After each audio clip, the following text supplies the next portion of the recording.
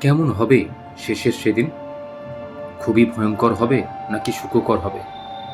কারণ বিজ্ঞানীরা যে কথা জানাচ্ছেন তাইতে সবাই চমৎকৃত হয়ে যেতে পারে।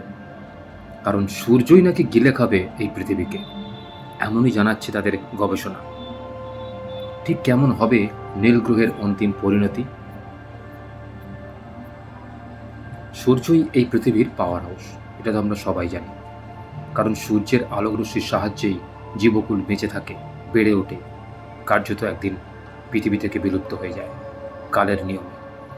এই নক্ষত্রটি না থাকলে পৃথিবীতে মানুষ কেন, কোনো প্রাণেরই অস্তিত্ব থাকতো না।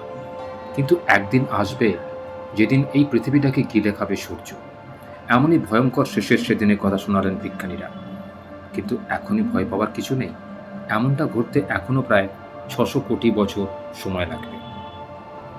আমেরিকার ওয়ারউইক বিশ্ববিদ্যালয় পদার্থবিদ্যা বিভাগের অধ্যাপক বরিস জেনসিকে জানাচ্ছেন যে পৃথিবীর জন্য একটা দুঃসংবাদ এই যে সম্ভবত সূর্য একদিন প্রসারিত হয়ে একে খেয়ে ফেলবে।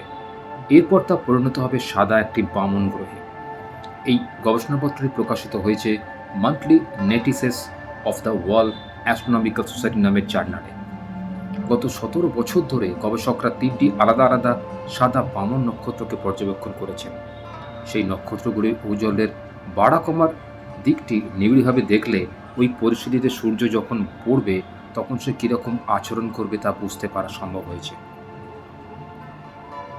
গবেষকরা এও জানাচ্ছেন সৌরজগতের বাকি অংশে, বিশেষত মঙ্গল এবং বৃহস্পতির মধ্যে অবস্থিত কিছু গ্রহাণু এবং বৃহস্পতির কয়েকটি চাঁদ বিলুপ্ত হয়ে যেতে পারে। আসলে সাদা ব্রাহ্মণ দশাপ্রাপ্ত নক্ষত্রের ক্ষেত্রে তার পরিবারের সদস্য গ্রহ উপগ্রহের চলনে একটা চূড়ান্ত অনিয়ম দেখা যায়।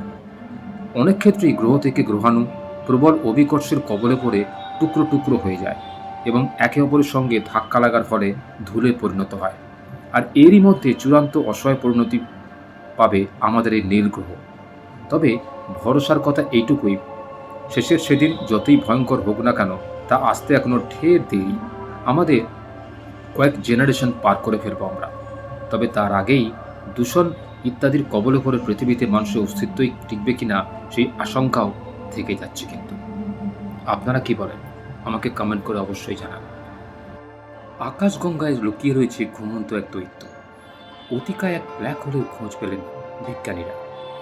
কৃষ্ণগহ্বরটির ভর সূর্যের ৩৩ গুণ। ব্ল্যাক হোল বিষয়টির কথা বললেই আমাদের সামনে ভেসে ওঠে এক কালো, নিকষ কালো গহ্বর, যেটি সমস্ত কিছুকে কেটে নেয়। আলোরও এর মধ্যে প্রবেশের কোনো অধিকার নেই। মহাকাশের অনন্ত এক বিস্ময় এই ব্ল্যাক হোল, যাকে নিয়ে বিজ্ঞানীদের আগ্রহ আকাশ ছোঁয়া। এবার আমাদের ছায়াপথ আকাশগঙ্গাতেই খোঁজ মিলল ঘুমন্ত এক দৈত্যের, অর্থাৎ ব্ল্যাক হোলে। পৃথিবী থেকে ২০০০ আলোকবর্ষেরও কম দূরত্বে অবস্থিত কৃষ্ণগহ্বরটির ভর সূর্যের প্রায় ৩৩ গুণ। এই প্রথম আকাশগঙ্গায় এত বড় ব্ল্যাক হোলের খোঁজ পেলেন বিজ্ঞানীরা। অ্যাস্ট্রোনমি অ্যান্ড অ্যাস্ট্রোফিজিক্স নামে এক জার্নালে এই সংক্রান্ত একটি গবেষণাপত্র প্রকাশিত হয়েছে।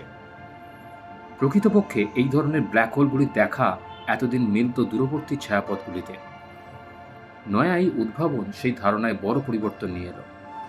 পাশাপাশি কিভাবে বড় বড় নক্ষত্রগুলি জন্মায় এবং বেড়ে ওঠে, তাদের পরিণতি বা কী হয় সে সম্পর্কে বুঝতেও সাহায্য করবে এই নতুন আবিষ্কৃত ব্ল্যাক হোল। প্রসঙ্গত, বহু সময়ই কৃষ্ণগহ্বরগুলো কাছাকাছি তেমন নক্ষত্র না থাকায় আলো শুষতে পারে না। সেই কারণে তাদের খুঁজে পাওয়া কার্যত অসম্ভব হয়ে পড়ে। এদেরই ঘুমন্ত বলে চিহ্নিত করা হয়। নতুন আবিষ্কৃত ব্ল্যাক হোলটিরও তেমনই এক ঘুমন্ত দৈত্য।